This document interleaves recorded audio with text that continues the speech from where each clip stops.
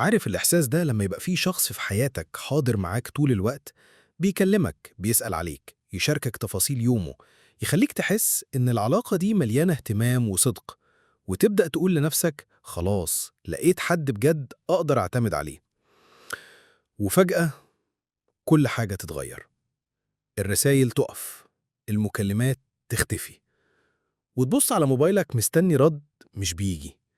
يوم يعدي ورا يوم وانت مش لاقي أي تفسير. تحاول تلوم نفسك، يمكن قلت كلمة ضايقته، يمكن زهق، يمكن لقى حد تاني، وتبدأ تدخل في دوامة من التفكير والقلق. وبعد ما تبتدي تتأقلم مع الغياب، فجأة تلاقيه راجع كأن حاجة ما حصلتش، يظهر برسالة عادية جدا ويتكلم طبيعي جدا، وكأنه مفيش أيام عدت كنت انت فيها تايه ومستني ومش فاهم حاجة. وهنا هيجي السؤال، ليه في ناس بتعمل كده؟ ليه